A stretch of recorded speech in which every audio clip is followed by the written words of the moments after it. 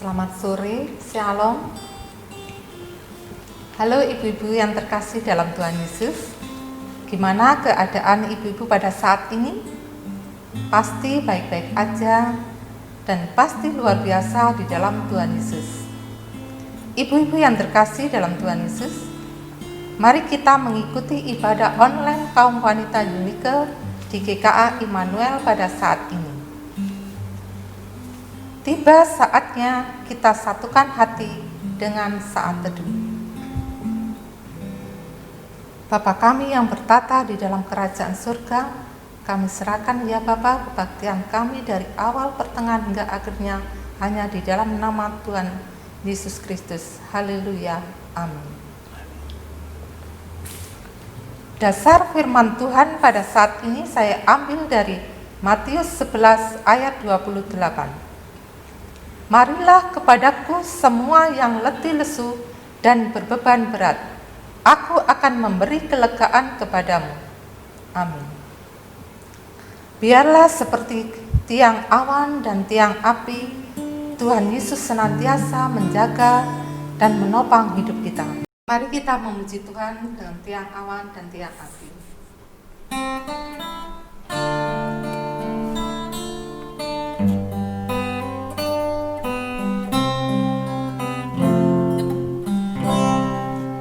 Tak perlu khawatir terhadap apapun, tanganmu yang penuh kasih menopangku tanpa henti. Ku tak perlu takut untuk melangkah maju. Hadiratmu yang berkuasa menjagaku senantiasa, seperti tiang awan yang meneduhkan dari terik siang.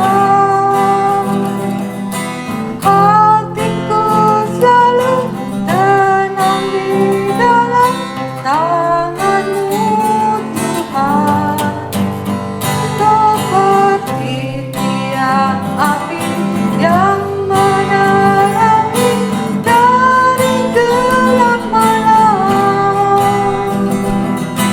Kau menjaga hidupku dengan kebaikan-Mu.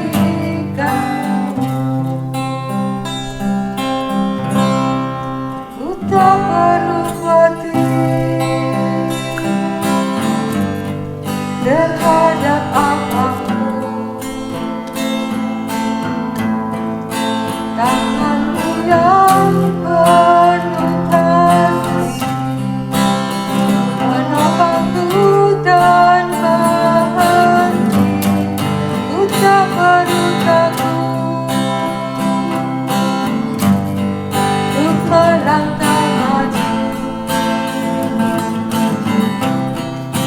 Hadirat-Mu yang berkuasa menjagaku senantiasa, seperti tiang awan yang meneduhkan dari terik siang.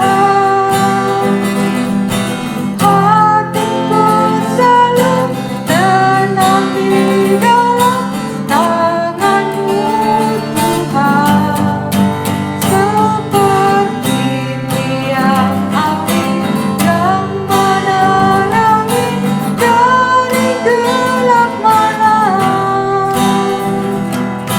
Kau menjaga hidupku dengan kebaikan-Mu.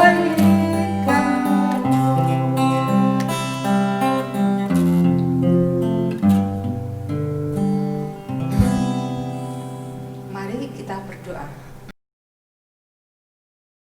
Bapa kami yang bertata di dalam kerajaan surga yang kami sembah di dalam nama Tuhan Yesus Kristus, Kami datang kepadamu mengucap syukur dan terima kasih ya Tuhan, kalau Tuhan sudah menyertai dan memelihara kami. Terima kasih Tuhan kalau Engkau juga memberi kesempatan kepada kami untuk datang kepadamu, memuji dan memuliakan nama-Mu. Biarlah Kau sucikan dan Kau layakkan ya Tuhan hidup kami di hadapan-Mu. Bapa kami yang di surga, kami serahkan juga para kaum wanita di GKA Immanuel. Biarlah Engkau senantiasa melawat setiap pribadi. Apa yang menjadi pergumulan dalam hidupnya, Engkau senantiasa menolong, buka jalan yang saat ini lemah tubuh atau sedang sakit. Kiranya Tuhan memberi kekuatan kesehatan yang baik. Biarlah dengan kesembuhan yang dari-Mu, nama-Mu boleh dipermuliakan. Bapa yang baik, kami serahkan juga Bapak Pendeta yang akan menyampaikan firman Tuhan. Kiranya Tuhan urapi dengan urapan Roh-Mu yang kudus. Biarlah apa yang disampaikan berkenan dan sesuai dengan kehendak-Mu, sehingga banyak jiwa-jiwa yang percaya menerima Engkau sebagai juru selamat satu-satunya. Demikian Tuhan seru permohonan kami serahkan ke dalam tangan dan pengasihan-Mu, dan kami saat ini bersedia menyambut kebenaran firman Tuhan. Haleluya, amin. Sebelum kita mendengarkan firman Tuhan, mari tubuh, roh, dan jiwa kita serahkan hanya kepada Tuhan Yesus sebagai juru selamat kita satu-satunya.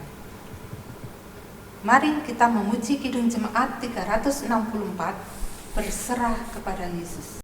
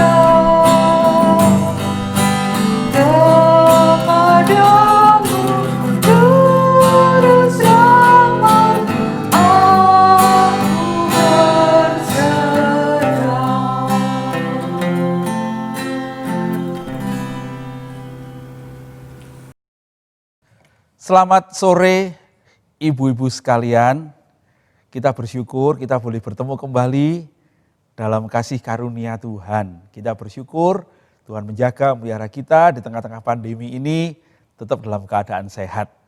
Sekarang mari kita bersama-sama merenungkan firman Tuhan.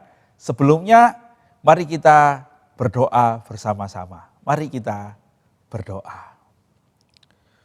Bapa yang di surga, kami hendak bersama-sama merenungkan firman-Mu. Berkatilah kami dengan kebenarannya. Dan kiranya Engkau yang menuntun kami oleh kebenaran itu boleh hidup, melakukan apa yang berkenan kepadamu, memuliakan nama-Mu, dan kami beroleh kekuatan dan bahkan sukacita di dalam mengikut Engkau seumur hidup kami. Tuntunlah kami dengan kuasa-Mu ya Tuhan, mohon Roh Kudus sendiri menaungi dan menyertai kami. Demi Yesus Juru Selamat kami yang hidup, kami berdoa dan mengucap syukur. Amin. Nah, sore hari ini tema yang diberikan kepada saya adalah bertumbuh di dalam pencobaan. Bertumbuh di dalam pencobaan. Firman Tuhan akan saya baca dari Matius pasal yang keempat ayat 1 sampai 11. Mengenai pencobaan yang dialami oleh Tuhan Yesus. Ya, mari kita membacanya bersama-sama. Beginilah firman Tuhan. Pencobaan di padang gurun. Matius pasal 4 ayat 1 sampai 11. Maka Yesus dibawa oleh Roh ke padang gurun untuk dicobai iblis. Dan setelah berpuasa 40 hari dan 40 malam, akhirnya laparlah Yesus. Lalu datanglah si pencoba itu dan berkata kepadanya, "Jika engkau anak Allah, perintahkanlah supaya batu-batu ini menjadi roti." Tetapi Yesus menjawab, "Ada tertulis, manusia hidup bukan dari roti saja, tetapi dari setiap firman yang keluar dari mulut Allah." Dan kemudian iblis membawanya ke kota suci dan menempatkan dia di bumbungan bait Allah.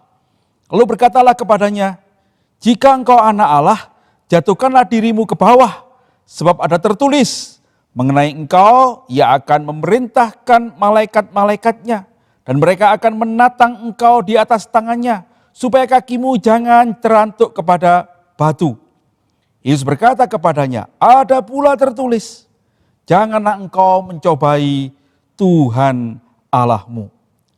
Dan iblis membawanya pula ke atas gunung yang sangat tinggi dan memperlihatkan kepadanya semua kerajaan dunia dengan kemegahannya. Dan berkata kepadanya, "Semua itu akan kuberikan kepadamu jika engkau sujud menyembah aku." Maka berkatalah Yesus kepadanya, "Enyalah iblis, sebab ada tertulis, engkau harus menyembah Tuhan Allahmu, dan hanya kepada Dia sajalah engkau berbakti." Lalu iblis meninggalkan dia, dan lihatlah malaikat-malaikat datang melayani Yesus. Berbahagialah kita sekalian yang membaca firman Tuhan, menyimpan dalam hati, dan melakukannya di dalam hidup kita. Nah, ibu-ibu sekalian yang dicintai Tuhan, pencobaan itu kadang-kadang kita tidak ngerti. Wah, kan pencobaan itu selalu hal yang sukar gitu. Saudara-saudara, saya mau kasih tahu beberapa hal yang dikatakan Alkitab tentang pencobaan ya. Yang pertama, Tuhan tidak pernah menjadi sumber pencobaan. Nah, ini penting ya. Kalau kita membaca dari apa yang kita baca tadi, maka dikatakan, maka Yesus dibawa oleh Roh ke padang gurun untuk dicobai iblis. Nah, ini benar saudara-saudara ya. Jadi ingatlah, Tuhan tidak pernah mencobai kita. Iblis yang mencobai kita. Ya, sejak zaman Adam, Hawa itu iblis mencobai kita. Ya. Yang kedua, pencobaan itu selalu berhubungan dengan keinginan kita. Ya, keinginan kita. Semua pencobaan itu relevan. Relevan itu artinya gini, cocok dengan apa yang kita pikirkan. Nah, perhatikan baik-baik ya. Kita tidak akan dicobai pada hal yang kita tidak kepingin gitu ya. Saudara, kalau kalau kita ini dicobai pasti pada hal yang kita kepingin ya, kepingin. Nah, contohnya pada Tuhan Yesus tadi ya. Kalau kita membaca cerita tentang Tuhan Yesus cobai iblis, apa yang dicobai? Yang pertama, katanya Tuhan setelah berpuasa 40 hari dia lapar. Nah, kalau orang lapar pengennya apa? Makan, betul bukan? Lalu iblis mencobanya gimana? Loh, makanan, karena apa? Tuhan butuh makanan. Maka iblis bilang, "Tuh, kamu bisa toh bikin batu ini menjadi roti?" Nah, di situ di padang gurun enggak ada toko. Ayo. Tuhan bisa enggak bikin batu jadi roti? Bisa. Ya. Dia perlu enggak? Perlu. Kenapa? Lapar, saudara-saudara. Udah 40 hari tidak makan dan tidak minum. Saudara-saudara, sebetulnya Tuhan bisa melakukan itu. Tapi Tuhan berkata, ada tertulis, manusia bukan hanya hidup dari roti aja, tapi dari setiap firman dari keluar mulut Allah. Nah, saya akan nanti bahas ini ya. Tapi yang pertama, semua pencobaan itu relevan. Yang kedua, Tuhan dicobai di mana? Tuhan dibawa ke bumbungan bait Allah.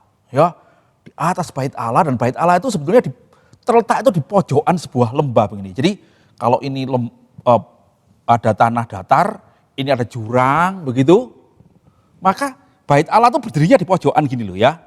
Nah, ini adalah lembah Kidron namanya ya.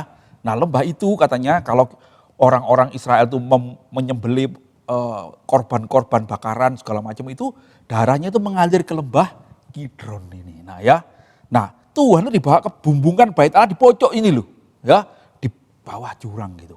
Wah, terus iblis bilang, jatuhkanlah dirimu ke bawah ya, sebab kalau kamu jatuh ke bawah, Tuhan akan mengutus malaikatnya untuk menatangmu. Menatang itu apa? Nampani gitu ya.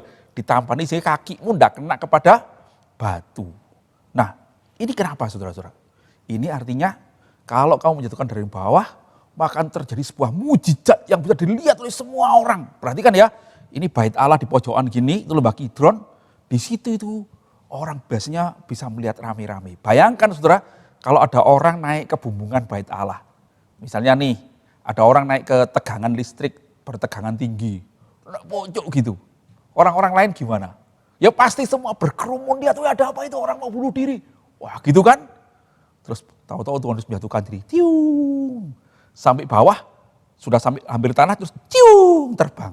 Wih, tidak jadi jatuh. Apa yang terjadi? Wah, semua orang akan tepuk tangan, bukan? Lalu apa? Tidak perlu lagi Tuhan Yesus itu susah-susah cari murid. Ya toh? Tidak perlu lagi Tuhan Yesus itu harus membuat orang percaya kepadanya. Semua orang langsung percaya. Wah hebat, dibuktikan anak Allah. Tuhan Yesus perlu enggak itu? Nah saudara-saudara, seringkali kita ini perlu hal seperti itu. Popularitas, menyatakan diri. Orang itu tidak sekedar perlu makan bukan? Tapi orang itu perlu membuktikan dirinya. Itu kan? Seringkali orang itu otot-ototan karena apa? Harga diri. Benar gak? Gara-gara saya tahu ya, ada gara-gara sandal jepit itu, orang bisa carok, bisa bunuh-bunuhan. Kenapa? Harga diri. Itu sandal jepitku, bukan itu punya aku. Kamu nyuri punya aku ya? Kurang ajar kamu, anggap aku nyuri punyamu. Lalu berantem. Kenapa? Gara-gara sandal jepit. Kenapa? Orang tidak mau disinggung harga dirinya. Orang selalu merasa dirinya penting. Saudara-saudara, apa yang ditawarkan iblis pada Tuhan Yesus? Lihat, buktikan dirimu penting. Bisa enggak Tuhan Yesus? Bisa sebetulnya ya. Tetapi Tuhan mau enggak? Enggak mau. Enggak mau. Ya, Tuhan mengatakan tidak, jangan mencobai Allah Tuhan. Nah, sekali lagi ya, Tuhan Yesus itu lapar, ditawarin roti. Tuhan Yesus itu mau jadi pemimpin, ditawarin gini loh caranya jadi populer. Ya, kalau kamu menjatuhkan diri, kamu akan, wah semua orang akan percaya. Sebab iblis tahu Tuhan tidak akan mati jatuh dari bumbungan bait Allah itu. Malaikat Tuhan akan menopangnya. Yesus, kamu mau dipuja orang toh? Kamu akan mencari murid-murid kok? Membuat orang percaya kepadamu kan? Tunjukkan saja kuasamu. Tunjukkan engkau lah anak Allah. Semua orang akan percaya kepadamu. Woi, bener enggak? Sepertinya benar, ya. Tetapi Yesus menolaknya. Yang ketiga, Tuhan Yesus dibawa ke gunung yang kemudian terus membawa ke gunung yang tinggi katanya ya. Wah, saya enggak tahu, ada yang menganggap ini gunungnya itu supranatural gitu sehingga dia bisa melihat seluruh kerajaan di seluruh dunia. Tuhan Yesus itu kelak akan menjadi apa, saudara-saudara? jadi raja dunia, bukan? Ya, suatu hari Tuhan akan datang kembali dan dia akan memerintah atas seluruh alam ciptaan. Setiap lutut akan bertelut, setiap lidah akan mengaku Yesus Kristus adalah Tuhan. Nah, artinya jadi apa? Dialah yang akan menjadi penguasa atas seluruh semesta. Dia akan menjadi raja. Jadi betul toh, iblis itu bilang, kamu jadi raja toh. Ini loh, tak seluruh kayak semua. Saudara-saudara, terus mengatakan, tapi cuma satu syarat. Sujud aja satu kali kepadaku. Nah ini mau memberitahukan apa saudara-saudara? Yang pertama, kita mesti ingat ya, bahwa iblis itu ada kuasa dalam dunia. Itu sebabnya dia sampai berani menawarkan dunia pada Tuhan Yesus. Artinya dunia kita ini memang dikuasai oleh si jahat itu. Di dalam dunia ini kita akan terus dicoba oleh iblis. Sebab iblis itu ada kuasa di dalam dunia yang jatuh di dalam dosa itu. Memang saudara-saudara, Allah adalah pemilik alam semesta ini. Allah adalah pemilik seluruh ciptaan. Tetapi oleh kejatuhan manusia dalam dosa, oleh dosa, maka iblis itu mempunyai kuasa untuk menolak Allah. Ingat saja kata Yohanes itu dikatakan, firman itu menjadi manusia, dia datang kepada kepunyaannya. Tetapi orang-orang kepunyaannya sendiri itu menolaknya. Nah ini benar saudara. Dari sini kita mengerti betapa kita ini masih belum selesai dalam peperangan ini.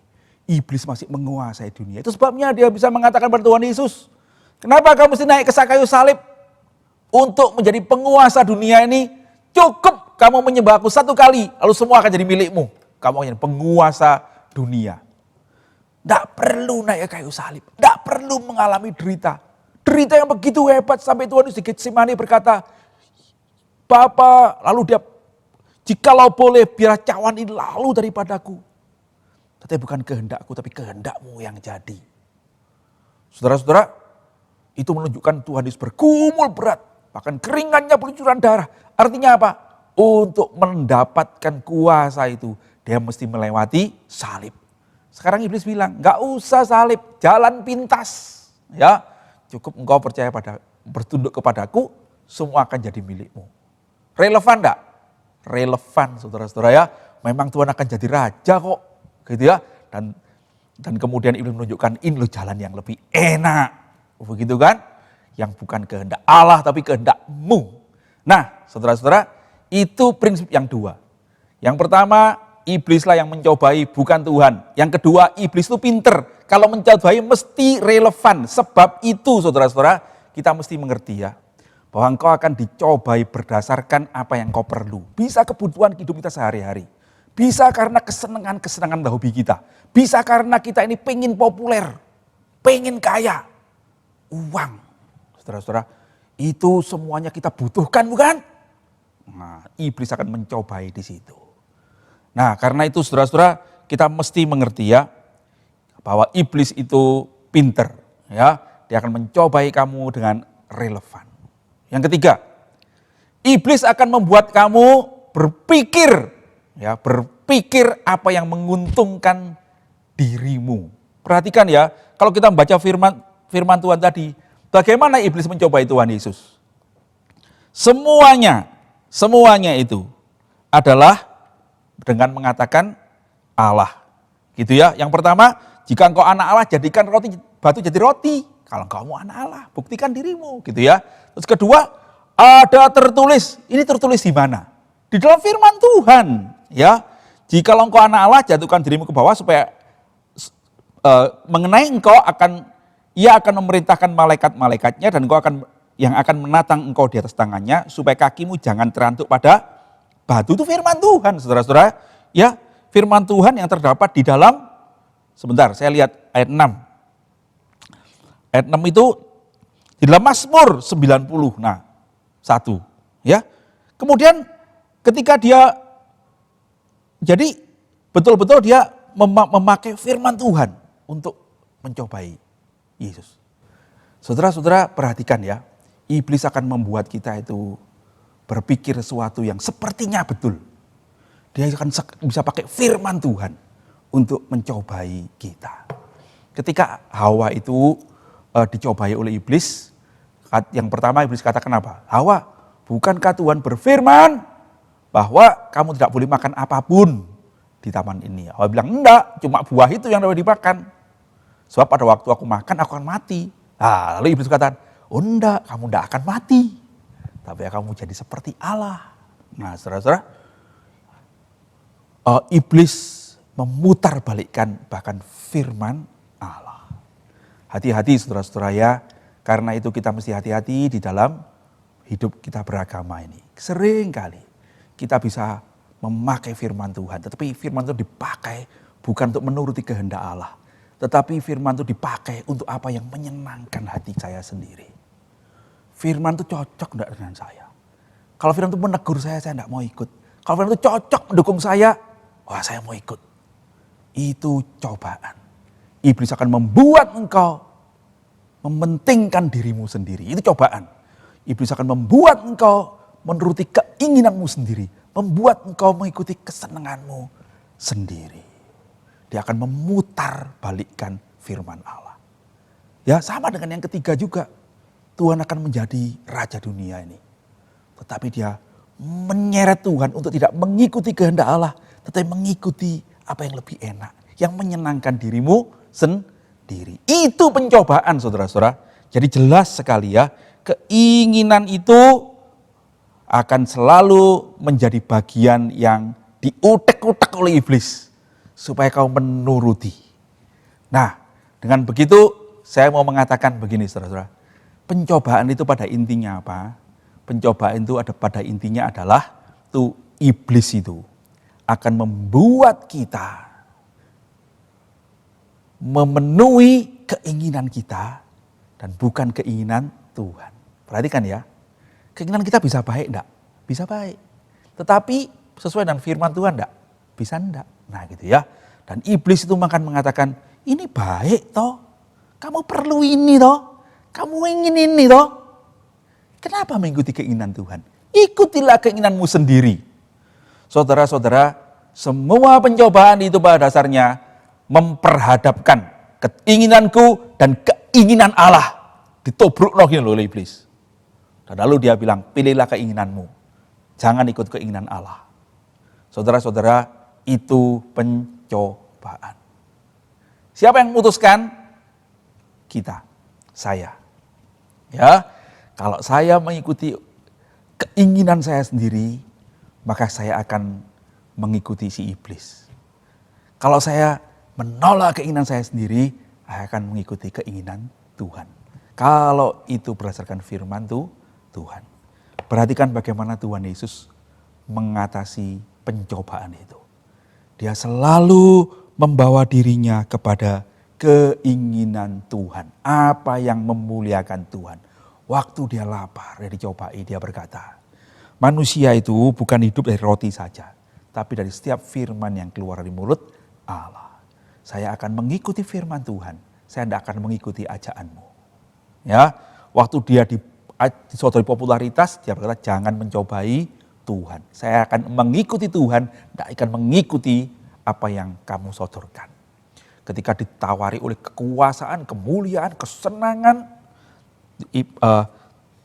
Tuhan Yesus berkata, "Nyala iblis, engkau harus menyembah pada Tuhan Allahmu saja. Dan kepadanya engkau harus berbakti. Tidak boleh kita menyembah yang lain. Termasuk setan, termasuk harta kita, termasuk diri kita sendiri. Kita harus menyembah itu kepada Tuhan." Saudara-saudara, begitulah kita ini dicobai. Ya, ada seorang mengatakan begini ya, iblis itu akan mengetok pintu. Ya, itu pencobaannya, ketokan pintu itu. Perkara kamu buka pintu membiarkan masuk, itu tanggung jawab kita. Ya, iblis itu tidak akan membuat kita dicobai dengan hal yang buruk, saudara-saudara. Perhatikan ya, sering kali cobaannya itu hal yang menyenangkan kita, yang membuat kita gampang, yang membuat kita bahagia. Tetapi itu yang akan membuat kita melawan kehendak Tuhan. Jadi bagaimana kita melawannya? Kita mesti semakin dekat kepada Tuhan. Semakin berpegang pada firman Tuhan. Karena kita mesti belajar firman Tuhan baik-baik. Dengan demikianlah kita mengerti kehendak Allah. Dengan demikianlah hati kita dituntun oleh firman Tuhan. Dengan demikianlah kita akan bisa memutuskan, saya akan mengikuti tuntunan Tuhan, bukan tuntunan si iblis, bukan tuntunan pikiran dan perasaan kita sendiri. Waktu kita bisa berjalan menurut firman Tuhan itu, kita akan dituntun pada hidup yang kekal itu. Dituntun bukan pada kejatuhan, dituntun bukan pada kekecewaan, tetapi dituntun untuk memperoleh kemuliaan di sorga. Ingatlah saudara-saudara, waktu Hawa dicobai, dia pikir setelah dia makan buah itu, dia akan jadi seperti Allah. Tetapi waktu dia makan, dia memang tahu dia telanjang, tetapi dia lalu ketakutan kepada Tuhan. Dan kemudian dia terusir dari hadapan Tuhan. Dan dia mengalami kesukaran demi kesukaran. Pencobaan itu selalu mengiming-imingkan yang enak, yang baik. Tetapi firman Tuhan memberitahukan kepada kita yang sesungguhnya baik itu. Turutilah firman Tuhan. Jangan pencobaan yang selalu cocok dengan keinginan kita itu dibuai. Firman Tuhan berkata kalau pencobaan itu akan kamu buai dan menjadi masak. Dan dia akan menghasilkan dosa. Dan dosa itu akan bawa kita kepada maut. Lalu kita menyesal. Saudara-saudara, perhatikan hal itu. Ada seorang bernama Randy Alcorn. Ya, dia berkata gini, saya berjumpa dengan seorang pria. Pria ini pemimpin organisasi Kristen yang hebat. Tetapi kemudian jatuh dalam dosa imoralitas. Lalu saya bertanya kepadanya, karena sungguhnya dia dulu orang baik. Bagaimana hal itu bisa terjadi kepadamu? Pria itu hening sejenak, kemudian dia berkata, jika saja saya sungguh-sungguh tahu, sungguh-sungguh berpikir, harga yang harus saya bayar dan harus keluarga saya bayar, saya yakin saya tidak akan pernah melakukannya. Kenapa dia melakukannya? Karena dia tidak berpikir sungguh-sungguh, tidak memperhatikan tuntunan firman sungguh-sungguh. Dia memikirkan kesenangannya, keenakannya. Dan setelah dia jatuh, baru dia sadar, saya tidak bisa balik. Dia jatuh dan mengalami kesukaran. Keluarganya bermasalah. Harga yang mesti dibayar itu begitu mahal. Ingatlah saudara-saudara, pencobaan selalu memikat karena dia itu selalu pas dengan keinginan kita. Tapi biarlah kita berpegang pada firman Tuhan untuk menjaga hidup kita berkenan kepadanya. Saya tidak tahu pergumulan apa yang saudara alami hari ini, pencobaan apa. Bisa jadi kita ingin kaya, bisa jadi kita ingin terkenal, ya, populer. Bisa jadi saya jatuh cinta pada orang yang tidak kenal Tuhan. Sepertinya, waduh, cinta itu memikat sekali. Tapi ingatlah firman Tuhan. Kalau engkau berjalan dalam tuntunannya, menjauhi godaan, kau akan diselamatkan. Terpujilah nama Tuhan. Tuhan akan menolong kita, Tuhan akan menyertai kita, menopang kita. Bersandarlah kepadanya senantiasa. Mari kita berdoa. Bapa yang di surga, terima kasih. Hari ini kami boleh mendengar firman-Mu, bagaimana kami menghadapi pencobaan. Tolonglah kami Tuhan, karena kami masih yang lemah, karena kami sering kali mengikuti kata hati kami sendiri.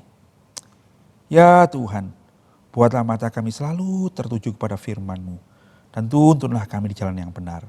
Pada waktu kami tidak mampu, pada waktu kami lelah, pada waktu kami lemah, pada waktu kami sesat, kiranya tangan-Mu yang mengangkat kami kembali dan menyelamatkan kami. Karena kami tahu betapa lemahnya kami. Tuhan, jauhkanlah kami dari segala pencobaan dan pimpinlah kami di jalan yang benar. Demi Yesus Juru Selamat kami yang hidup, kami berdoa dan mengucap syukur. Amin. Tuhan Yesus memberkati saudara-saudara.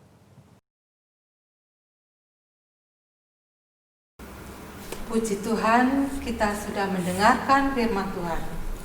Biarlah firman Tuhan yang kita terima boleh kita terapkan di dalam kehidupan kita sehari-hari. Walau dalam pencobaan, kita harus bertumbuh, tetap bertumbuh. Untuk Oktober tanggal 2, dilayani oleh Bapak Pendeta Ince, sedangkan MC-nya Ibu Priscilla, dengan tema Hidup Berpadanan dengan Injil Kristus. Kaum wanita GKA Immanuel juga mengucapkan selamat ulang tahun kepada Gereja Immanuel yang ke-38. Semoga bertambah maju, tambah bertumbuh, tetap bertumbuh di dalam Tuhan. Kebaktian kaum wanita pada saat ini kita akhiri dengan pujian Bapa terima kasih.